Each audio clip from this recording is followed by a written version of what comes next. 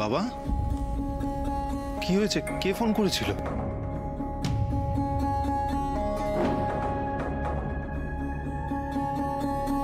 হ্যাঁ গো, কি হয়েছে? কোনো খারাপ খবর নাকি? কি গো, বলবে তো? কার কি হলো? মা চলে গেছে অঞ্জলি।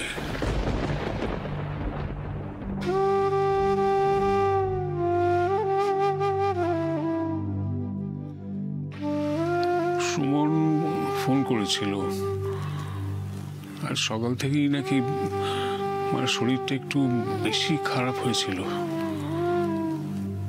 ফোনে তোমাকে ওরা সবটা বলেনি, ডাক্তারকে খবর দিয়েছিল, কিন্তু ডাক্তার আস্তে আস্তেই মা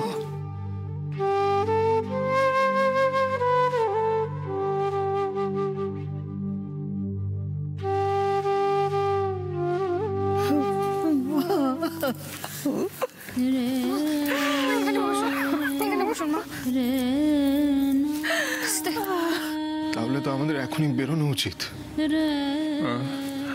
হ্যাঁ যাবো, আমি যাব।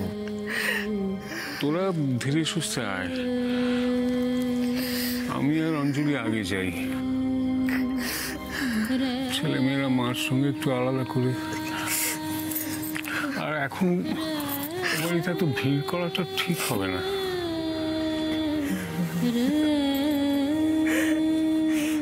কষ্ট হচ্ছে খুব।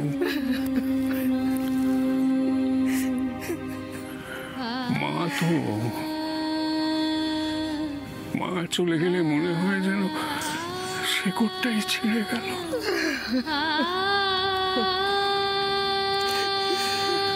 কিন্তু কি করবে বলো, এটাই তো ভবিতব্য। যেতে আমাদের সবাইকে হবে।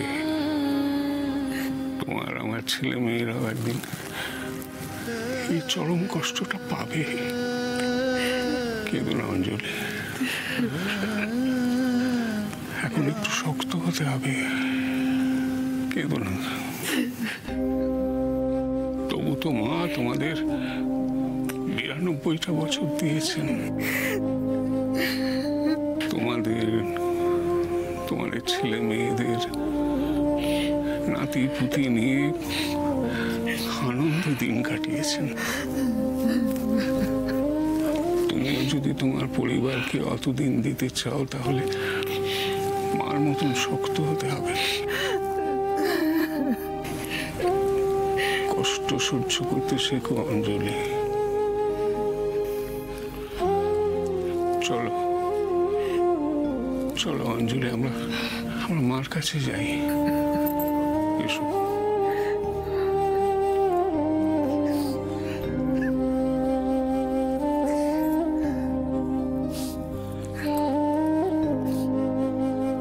তোমরা এসো, আমি ড্রাইভারকে বলছি গাড়িটা বার করতে।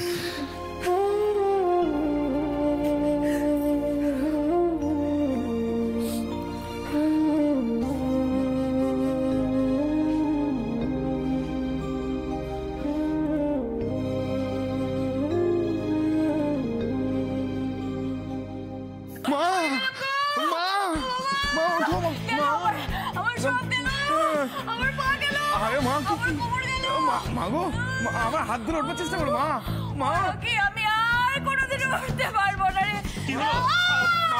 আরে রকি রে, আমি আর তুই পড়ে গেলি কি করে? রকি, ওর মাকে তোলো। শিখা শিখা শিখা সামনে চেষ্টা করো।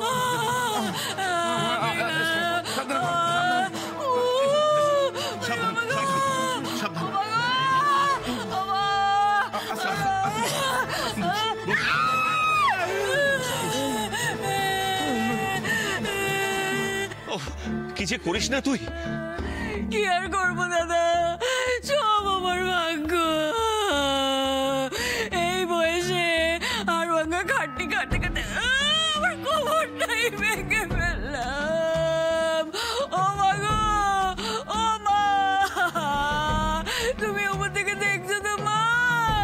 আমাকে তোমার কাছে নিয়ে যাও। মা মা তুমি এরকম করো না মা। মা ডাক্তার দেখবে, ওষুধ খাবে, তুমি দেখবে ঠিক হয়ে যাবে মা। ও রকি, রকি রে, আমাকে মিথ্যে আশ্বাস দিস না রকি, আমি আর কোনোদিনও ভালো হবো না। এখন আর কেঁদে কোকিয়ে লাভ কি বলতো?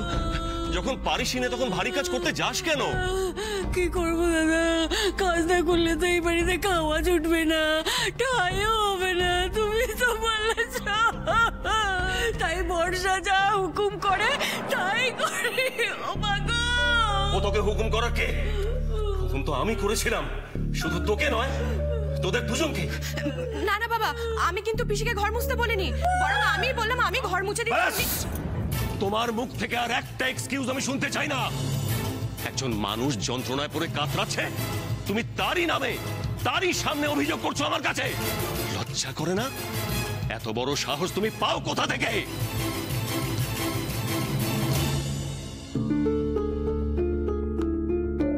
সাধে আমি আপনাকে কিরকিটি বলি? বাবাকে হাত করার জন্য ঠিক রং বদলালেন। আমার আপনাকে তখনই সন্দেহ হয়েছিল। তুমি এখানে দাঁড়িয়ে দাঁড়িয়ে কি দেখছো? যাও বরফ নিয়ে এসো।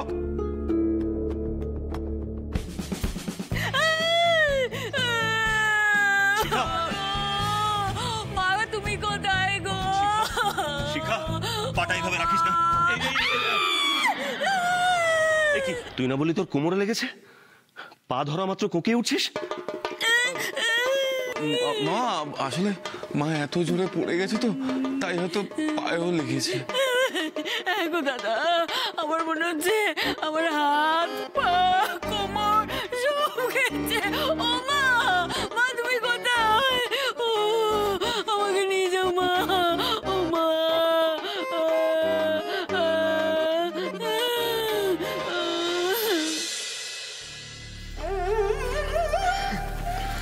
চলে গেল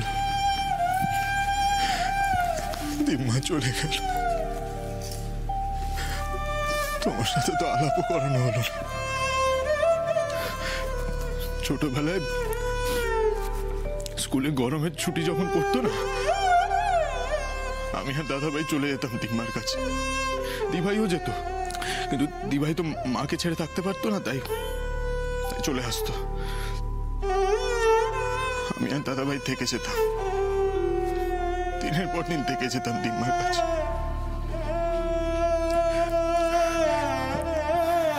দিম্মা খুব ভালো আমসত্ত্ব বানাতো।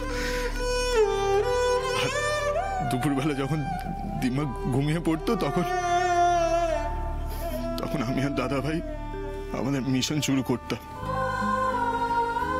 আমসত্ত্ব আর লেবুর আচার চুরি করে খেতাম। দিম্মা কিন্তু সব বুঝতে পারতো, কিন্তু আমাদের বুঝতে দিত না। যতটুকু আচার আর আমসত্ত্ব আমরা খেতাম, পরের দিন দেখতাম ঠিক ততটুকুই ওখানে রাখা আছে। ইচ্ছে করে করতো দিবা, ইচ্ছে করে করতো যাতে যাতে আমাদের বেশি ক্ষতি না হয়। সব বুঝতো, কিন্তু বুঝতে দিত না, ফাঁকি মারতো খুব। আজও ফাঁকি দিয়ে চলে গেল দিম্মা।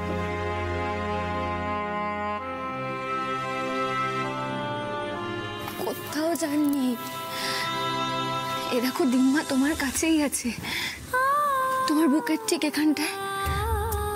তুমি চাইলেই দিম্মাকে দেখতে পাবে, ওই ঠিক আচার আর আমসত্ত্বর মতো। কোথাও যায়নি।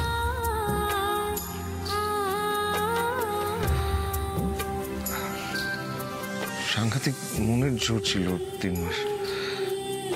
আমি তো পুরো ফ্যান ছিলাম।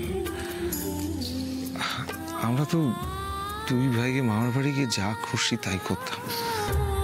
একটা বড় বাগান ছিল, কত গাছ। আর একবার কি হলো, আম কুড়োতে গিয়ে গাছের গুঁড়িতে লেগে ঋষির পা কেটে গেল। মনে আছে তোর ঋষি? রক্ত আর কিছুতেই বন্ধ হয় না। কোন রকমে ম্যানেজ করে আমরা বাড়ি চলে এলাম, কাউকে কিছু বলিনি তখনও। কিন্তু মাঝরাত্রিরে হঠাৎ ভীষণ জ্বর এলো ঋষির। তখন তো আর লুকিয়ে রাখতে পারলাম না ব্যাপারটা। দিম্মা জানতে পারলো, কি অবস্থা, ল্যান্ডলাইন অকেজ হয়ে গেছে ঝড়ে। তখন তো মোবাইলও ছিল না, আর ডাক্তারের বাড়ি অনেক দূর, গাড়ি নেই। কি হবে, সবাই এত চিন্তিত হয়ে পড়লো। দিম্মার কিন্তু কিছু মনে হলো না। দিম্মা কি করলো, ঋষিকে বুকে জড়িয়ে ধরলো, তারপরে তুলে নিয়ে ছুটলো ডাক্তারের বাড়ির দিকে। অন্ধকার রাত, কিছু দেখা যাচ্ছে না। দিম্মা যদি সেদিন ঋষিকে না নিয়ে যেত, তাহলে যে কি হতো। আমার তো প্রচন্ড টেনশন হচ্ছিল ঋষির জন্য। কি হবে ভাইয়ের, কি হবে। ঋষি এখনো মাঝে মাঝে এমন টেনশন দিস না আমায়।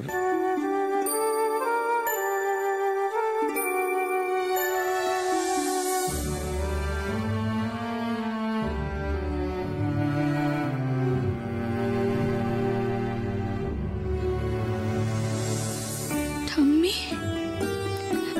আমার ঠাম্মিরও তো বয়স হচ্ছে। ঠাম্মির যদি এরকম হয় আমি কি করব? কি করব আমি? ভাবলেই কেমন ভয় করে।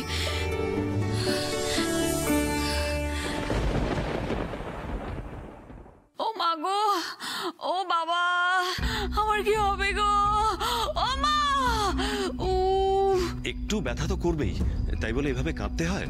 ও বড়টা লাগিয়ে দিচ্ছে, লাগাতে দে, দেখবি ঠিক আরাম পাবি। আর তারপর ঘরে গিয়ে শুয়ে থাকিস, কেমন?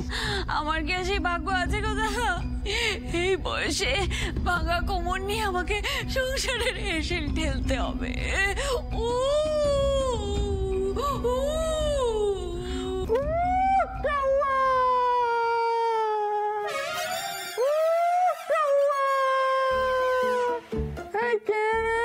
আমার মতন ডাকছিস বেবি? নবাব পুত্তুর এখন উঠে এলেন। পিসির কি হয়েছে দেখতে পাচ্ছ না? কি হয়েছে পিসির? তুমি চলে গেলে। পিসি জানি, ঘর মুছতে গিয়ে পিসির আর কোমরটা চলে গেছে। রকি, আমি অ্যাম্বুলেন্স ডাকছি। আমি ডাক্তারকেও খবর দিচ্ছি। তুই তোর মাকে নিয়ে দেখিনি। মা, দাদা, ডাক্তার না, আমি ডাক্তারের কাছে যাবো না দাদা। ডাক্তারের কাছে গেলে সংসারের সব কাজ পড়ে আছে, সেগুলো কে করবে দাদা? ডাক্তার না। তোকে ডাক্তারের কাছে যেতে হবে, আর বাড়ির কাজকর্ম নিয়ে তোকে ভাবতে হবে না। না ভাবলে চলবে দাদা, যাতে কাজ না করতে হয়, সেই জন্যই তো এত নাটক। ঢুকেছে মাথায় সবটা, কি করতে হবে? হ্যাঁ স্যার, বুঝে গেছি। এটাতে এগ্রিমেন্টের সমস্ত কাগজপত্র আছে। বাকি যা যা ডকুমেন্টস দরকার তুমি তৈরি করে নাও। এক্সপেন্সেস তুমি অ্যাকাউন্টেন্টের কাছ থেকে নিয়ে নেবে। কাজটায় যেন ডিলে না হয়। হবে না স্যার, আপনি নিশ্চিন্ত থাকুন। আজ অথবা কাল, এই 2-1 দিনের মধ্যে অফিসটা খালি করেই ছাড়বো আমি। 100% আপনি আমার উপর ভরসা রাখতে পারেন। ভেরি গুড, যাও এখন দুগ্গা দুগ্গা বলে বেরিয়ে পড়ো, যাও। ইয়েস স্যার, আগে নোটিশটা বার করি।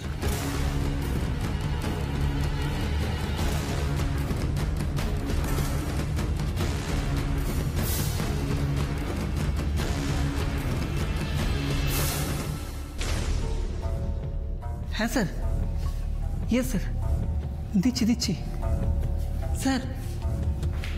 স্যার ফোন একটু তাড়াতাড়ি করবেন স্যার।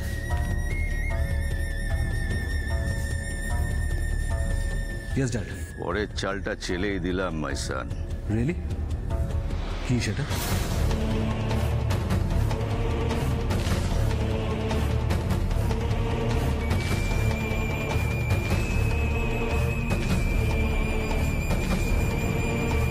সত্যি তোমার জবাব নেই। তোমার ড্যাড শুধু কাছেরটুকু দেখে না, দূরেরটাও দেখে। ওদের এবার শুধু হাতে নয়, হাতেও মারবো। এরে, আবার সব কাজ আমার ঘাড়ে এসে পড়বে। ও থাক, আর বরফ টরফ দিতে হবে না। সারাদিন এসব বরফ টরফ নিয়ে পড়ে থাকলে আমার কাজগুলো কে করবে? তুমি এই অবস্থায় কাজ করবে মা? শুনলে না মামা কি বললো? মা বললো ওই অ্যাম্বুলেন্স আসছে, তোমাকে ডাক্তার দেখাতে হবে। আরে রকি, আমি তো আর বাড়িটাকে জঙ্গল বানিয়ে রাখতে পারি না। যতই কষ্ট হোক আমাকে কাজ করতেই হবে। বেশি কষ্ট হলে মুখে গামছা বেঁধে কাজ করব, যাতে আমার কষ্টের আওয়াজ কারো কানে না পৌঁছয়। চুপ করবি তুই? তখন থেকে শুধু বাজে বকে যাচ্ছিস। তোকে এখন থেকে বাড়ির কোনো কাজ করতে হবে না। যতদিন পর্যন্ত তুই সম্পূর্ণ সুস্থ না হচ্ছিস ততদিন বাড়ির সমস্ত কাজ করবে বর্ষা।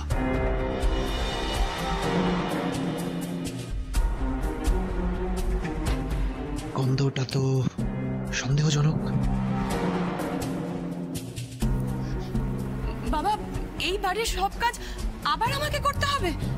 এই এত বড় বাড়ি, এতগুলো লোকজন, সব কাজ আমাকে করবে করবে প্রয়োজন পড়লে করতে হবে। শিখা কি ভাঙা কোমর নিয়ে কাজ করবে? বোকার মতো প্রশ্ন করছো। না বাবা, আমি সেটা বলিনি। দেখুন, আপনিই তো আমাকে কাজ কমিয়ে দিয়েছিলেন, আবার কয়েকদিনের জন্য বাড়িয়ে দিলাম। এ নিয়ে যেন কোনো কথা না হয়। আমি ঠিক যেমন বলছি তেমন ভাবে কাজ করে যাও। শুধু একটা কথা, শিখার যত্নের যেন কোনো ত্রুটি না হয়। ভাগ্যের কি পরিহাস, পিসির কোমর ভাঙলো আর বেবির কপাল। মা, তাহলে চলো আমরা ঘুরে আসি। ঘুরতে যাবে মানে? না মানে ওই হাসপাতাল থেকে ঘুরে আসবার কথা বলছি আর কি। এই কোমর নিয়ে হাসপাতালে কি করে যাব রকি? ব্যথায় যে মরে গেলাম। ওরে বাবা রে, দেখে তো মনে হচ্ছে না পিসি। ডবল উইকেট ডাউন একসাথে, পা কোমর দুই গেল, এমন পড়া পড়লে তুমি? হ্যাঁ, কেসটা এত ঝোল আছে মনে হচ্ছে পিসি। তিম্মার জন্য কষ্ট হওয়াটাই স্বাভাবিক। তিম্মা তোমাদের এত কাছের ছিলেন, কিন্তু মায়ের ক্ষতিটা একবার ভাবো। মা তো তার মাকে হারালেন। মার কষ্টটা এখানে সব থেকে বেশি। দেখো, জোর করলে হলেও তোমাদেরকে শক্ত থাকতে হবে, মায়ের পাশে থাকতে হবে এই সময়। মায়ের এখন এখন তোমাদেরকেই দরকার। ঠিক বলেছ। কি বলতো, গত 1 বছর ধরেই না দিম্মা প্রায় অসুস্থ হতো, আবার সুস্থ হয়ে যেত, তারপরে আবার অসুস্থ। আমরা ভাবতাম বয়স হয়েছে, ওষুধপত্র পড়লে আবার ঠিক হয়ে যাবে। অনেকদিন দেখাও হয়নি দিম্মার সাথে, এখন হঠাৎ করে এরকম একটা নিউজ। Very shocking. আসলে মানুষ যখন আমাদের সঙ্গে থাকে তখন আমরা তার গুরুত্বটা বুঝতে পারি না। চলে যাওয়ার পর বুঝতে পারি যে আমরা কি হারালাম। তাও তো বলবো যে আমাদের ভাগ্য অনেক ভালো, আমরা আমাদের দিম্মা ঠাম্মিদের সান্নিধ্য এতদিন ধরে পেয়েছি বা পাচ্ছি। তুমি জানো, দিম্মা ছিল আমার প্রথম গার্লফ্রেন্ড। অনেক বড় বয়স অবধি আমি দিম্মাকে নাম ধরেই ডাকতাম। সেই দিম্মা আমাকে কিছু না বলেই চলে গেল। জানি না আমার কথা একবারও মনে পড়েছিল কিনা।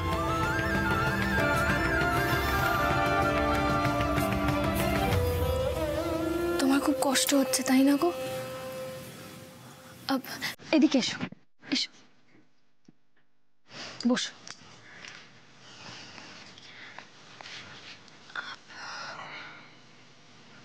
তুমি একটা কাজ করো, মানে এটা আমিও করতাম। তোমার না দিম্মাকে নিয়ে যত যত ভালো ভালো স্মৃতি আছে সেই কথাগুলো মনে করো। দেখো, তোমার কষ্টটা আস্তে আস্তে কেমন কমে যাবে। মনে হবে দিম্মা অনেক দূরে চলে গিয়েও তোমার কাছেই আছে।